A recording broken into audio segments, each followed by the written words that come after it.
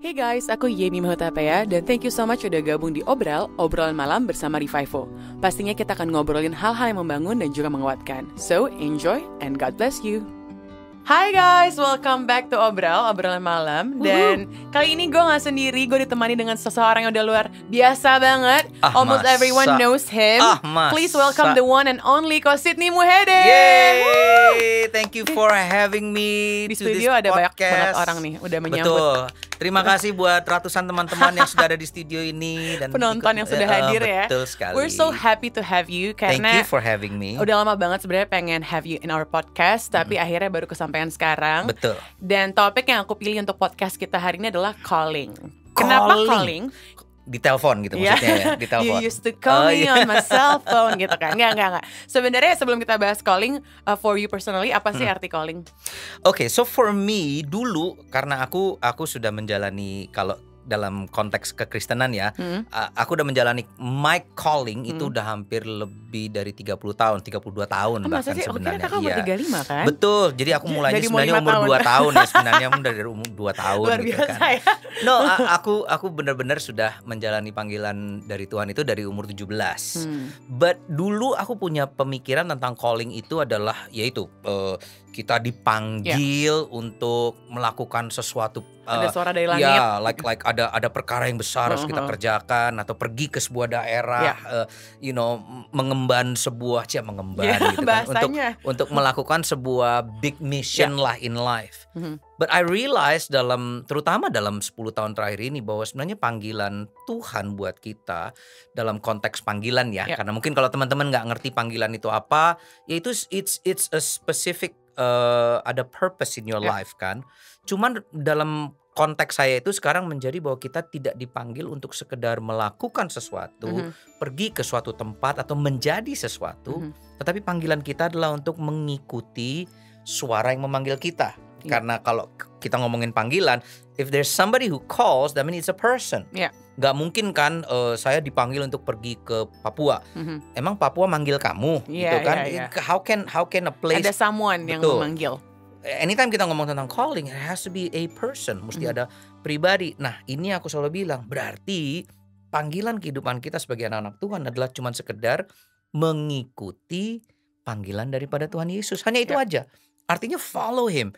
Karena yang manggil dia kan kita, yang manggil kita kan dia. So, yang saya kerjakan selama 30 tahun ini adalah saya cuma ngikut Yesus saja.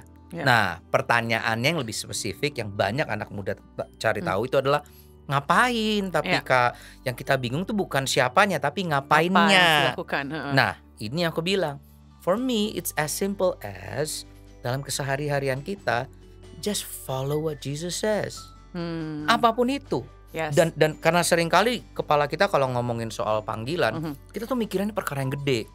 Wah, aku mau terpanggil kayak Ibu Teresa, gitu. Aku mau terpanggil kayak Gandhi. Aku mau terpanggil kayak orang-orang yang something big ya. Betul. Oh, untuk punya yayasan yang besar, bikin ini. But sometimes yang aku bilang, panggilan kita tuh sebenarnya as simple as patuh aja, taat kepada apapun yang Tuhan katakan setiap hari. Apapun itu, untuk ngobrol sama orang ini, mungkin untuk memaafkan seseorang yang nyakitin hati kita, just do that, and you are walking in your calling if you do that. Karena semakin kita terbiasa dengan hal-hal yang sehari-hari, firman Tuhan bilang kan, kau dipercayakan dengan hal yang kecil, baru akan kau dipercayakan dengan hal yang besar. Nah, kita kebanyakan manusia, terutama anak muda, kita maunya yang gede dulu nih. Langsung. Aku terpanggil menjadi seorang pendeta besar yang keliling dunia. Tar dulu, kamu udah nggak menjadi contoh di keluarga kamu dulu? Kamu udah nggak menjadi contoh di teman-teman di kampus, di sekolah? Untuk benar-benar menunjukkan bahwa Yesus ada dalam hidup kamu. Nah, itu aja kamu belum. Kamu mikirnya udah saya mau ke Sudan, saya mau ke Afghanistan, Kolombia, saya mau ke entar dulu. Just start with as simple as just living your life with God. That's really good. Nah, aku mau rewind sedikit. Tadi you mentioned kalau kita ngikutin calling, kita harus tahu suara yang memanggil kita. Nah, itu yang penting. Berarti you're saying that we must have a relationship with God, ya Yes. kan? Nah, seringkali anak muda tuh kayak bingung, where do I start gitu. Yes. Gimana bisa memulai relationship dengan Tuhan? Apakah saya harus doa 3 jam, 5 jam Nah, sehari gitu untuk menemukan calling saya? How do we find our calling gitu? Yeah. So, well, in the Bible it says that I am the good shepherd. Yesus bilang bahwa aku adalah gembala yang baik dan domba-dombaku mengenal suaraku. So in the Bible kita belajar bahwa ternyata domba as an animal itu sangat pintar untuk bisa mengenal suara daripada majikannya. They're very good at that. Nah, kita sebenarnya cuma dipanggil untuk peka, dalam arti sensitive to His word every day. Nah, cuman ya itu mungkin karena kita dibesarkan dengan pemikiran yang super spiritual dan rohani, dimana yang kayak kalau Tuhan belum ngomong nih gitu kan, karena yang kita nantikan tuh yang suara yang kayak Jenny mah gitu sih, yang ada ekonya gitu, Sydney Tiba-tiba langit terbelah dua gitu kan. ada cahaya terang kayak gitu Film kan. banget ya. Itu di pikiran kita, padahal itu semua Hollywood kan. Padahal sebenarnya kalau kita mau jujur sama diri kita sendiri, Roh Kudus Tuhan tuh berbicara sama kita setiap hari loh sebenarnya. Masalahnya kitanya aja yang degil gitu, kitanya aja yang keras kepala karena kita maunya sesuatu yang besar. Jadi kadang-kadang cuman kayak ada ngomongan gini, kasih tip tuh buat orang yang di Starbucks tuh, kamu kasih tip lah, lebihin, kesian dia atau gimana lah, apapun. Suaranya kayak gitu buat aku kayak, nah itu Tuhan ngomong kok. Kayak jadi tamu podcastnya di Vivo Nah, tuh. Itu kan juga kayak Roh gitu Kudus kan, yang dipanggil brought you gitu. here. Karena aku diundang itu langsung, Tuhan gimana Tuhan? Ya lakukan. Pergilah. Gitu kan, pergilah. Tapi hal-hal yang kayak gitu yang buat aku, apa ya, kita ini harus setiap hari punya that sensitivity.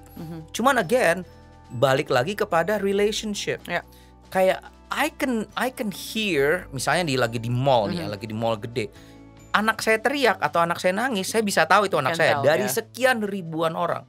Atau kalau kita lagi di pesta terus istri saya ketawa, saya bisa tahu that's my wife lagi ketawa. Why? Karena I spend time.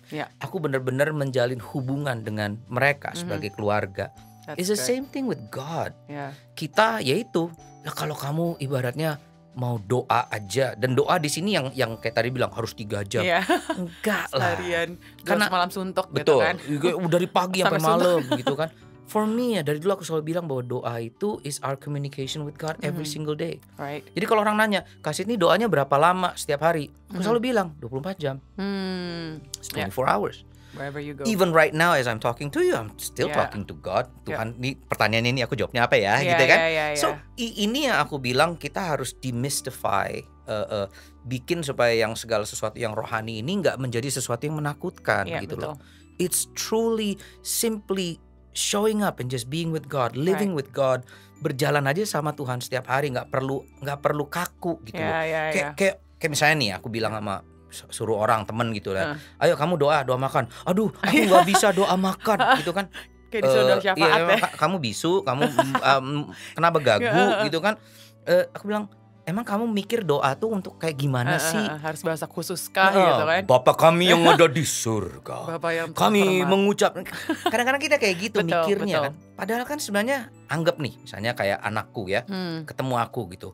Papaku yang tinggal di Bintaro, papaku yang ada di Lipo Karawaci. Diberkatilah engkau hai ayahku. Emang kalau anak kita ngomong gitu sama kita, terus kita kayak wow ada gitu. Apa nih, gitu. Something is wrong with you kan. Padahal kan mereka kalau datang sama kita kan cuman, Dad, I need money. Dad, aku perlu ini nih, Dad, tolong nganterin aku dong ke mall. Simple, that's communication kan. Nah ini yang aku bilang sama orang-orang bahwa doa itu sebenarnya as simple as that. You just talk to God as if you're having a relationship with Him. Dan pada saat kita lakukan itu, Tuhan pun juga akan berbicara kepada kita. Nah mungkin jujur aku juga nggak pernah sih dalam 32 tahun ini yang mendapatkan yang itu tuh that big suara yang kayak bener-bener kayak di Hollywood gitu kan, Sydney Mohede gitu. Nggak pernah. Cuman kalau dibilang Tuhan berbicara nggak? Every single day. Cuman mungkin nggak seperti audible voice yang kayak kita bayangkan. It's just kalau apa ya, kayak kalau bahasa Alkitab itu is the quiet whisper. Small little voice. Small little voice yang Tuhan ngomong yang kayak kita tahu ini yang Tuhan mau. How do you know? Ya I just know. Yes. Ya kan? Dan how do you know? Ya karena aku udah kenal dia lama. Because of the relationship that you have with Nah, him. itu dia. Tapi ini kan mostly pendengar kita anak muda ya. Seringkali mereka bilang kayak I'm having a hard time listening to God's voice. Ya. Bukan cuma soal calling, misalkan contohnya soal pasangan hidup nih Wih, Kak. sedap. Cie. Selalu pasangan hidup. Karena kalau udah ngomongin relationship langsung rame nih. Ini Karena pendengarnya atau hostnya nih yang punya dua-duanya kayak kayaknya dua-duanya ya, ya. hostnya dan pendengarnya ya Siap, Pak. siap. But anyway, maksudnya ngomongin soal calling dan pasangan hidup, seringkali suka nyaru nih, is this what God wants or is this what I want? Yes. Nah, how can we tell? Gimana cara bedain kalau gue mau lakuin ini karena Tuhan, sama gue mau lakuin ini karena diri gue? Contoh, gue disuruh Tuhan buat bisnis nih untuk memuliakan nama Dia. Padahal pengen banyak cuan aja, pengen terkenal aja. Yeah. Gimana cara bedain bahwa this is what I want sama this is what God wants? Yeah. Because it can be kayak beda-beda tipis, Betty Yeah. gitu kan? Well, I think ya